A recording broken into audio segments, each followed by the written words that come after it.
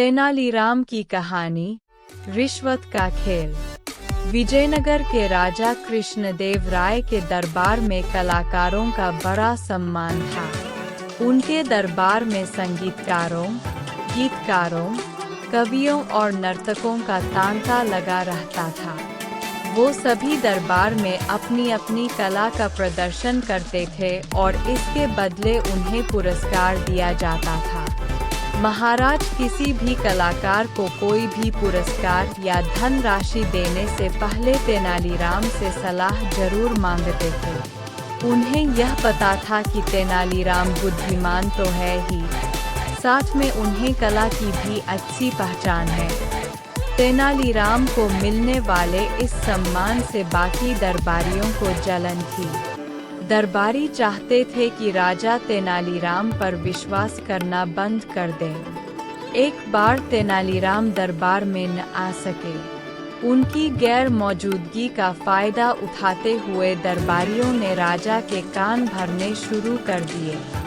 उन्होंने राजा से कहा, महाराज तेनालीराम बहुत बेईमान आदमी है। जिस भी कलाकार को उसे पुरस्कार दिलाना होता है, वो उससे पहले रिश्वत ले लेता है। इसलिए आप उससे इस विषय में सलाह लेना बंद कर दीजिए। 4-5 दिन तक तेनालीराम दरबार में नहीं आए, तो दरबारियों ने फिर वही बात राजा से कही। सभी दरबारियों के बार बार कहने पर राजा को भी तेनालीराम पर शक हो गया।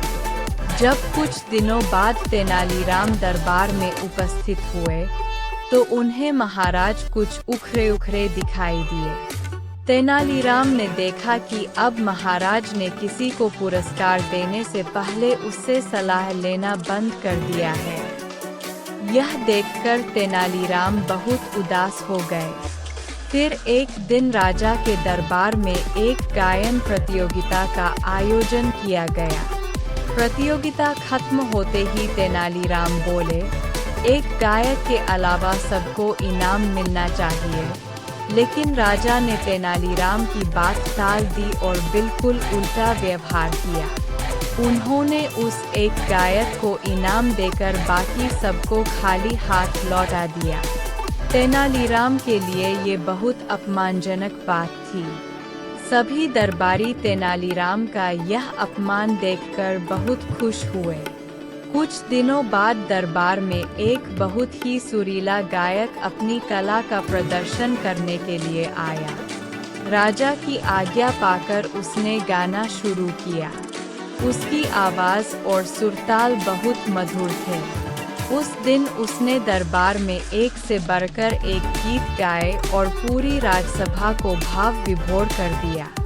जब उसका गायन समाप्त हुआ, तो तेनालीराम उस गायक से बोले, तुम्हारी आवाज़ बहुत मीठी है और मैंने ऐसे गीत अपने जीवन में कभी नहीं सुने। इस प्रतिभा के लिए तुम्हें 15,000 स्वर्ण मुद्राएं जरूर मिलनी चाहिए। तेनालीराम की बात सुनकर महाराज बोले, तुम्हारी कला वाकई में लाजवाब है, लेकिन हमारे राजकोष में किसी गायक के लिए इतना धन नहीं है, इसलिए अब तुम जा सकते हो। राजा की बात सुनकर गायक बहुत निराश हो गया और अपने वाद्य यंत्र समेटकर जाने लगा। तेनालीराम को उस प्रतिभावान गायक की दशा पर बहुत तरस आया। उन्होंने भरे दरबार में उस गायक को एक पोटली दे दी। यह देखकर दरबारी विरोध करने लगे। सभी एक स्वर में बोले कि जब राजा ने गायक को कुछ नहीं दिया, तो तेनालीराम कौन होता है, खैरात बांटने वाला। राजा को भी तेनालीराम की इस हरकत पर बहुत गुस्सा आया। उन्होंने सेवकों को आदेश दिया कि गायक से वो पोटली छीनकर मेरे पास लाओ। सेवक पोटली लेकर राजा के पास आए। राजा ने उस पोटली को खोला, तो उसमें मिट्टी का एक बर्तन था। मिट्टी का बर्तन देखकर राजा ने तेनालीराम से सवाल किया कि ये बर्तन तुम गायक को क्यों देना चाहते हो। तेनालीराम बोले, महाराज, बेचारा यह गायक इनाम तो हासिल नहीं कर पाया, लेकिन कम से कम इस दरबार से खाली हाथ तो नहीं जाएगा। इस मिट्टी के बर्तन में वो तारीफ और वाहवाही भरकर ले जाएगा। तेनालीराम के मुंह से यह जवाब सुनकर राजा को उसकी दरियादिली और सच्चाई का ज्ञान हुआ। उनका गुस्सा गायब हो गया और राजा ने गायक को 15,000 स्वर्ण मुद्राएं इनाम में दे दी। इस तरह तेनालीराम ने अपनी सुअबुआ और ईमानदारी के बल पर राजा का विश्वास दोबारा हासिल कर लिया। वहीं तेनालीराम के विरोधी छोटा सा मुंह लेकर खड़े देखते रहे। कहानी से सीख। इस कहानी से हमें यही शिक्षा मिलती है कि सच की हमेशा जीत।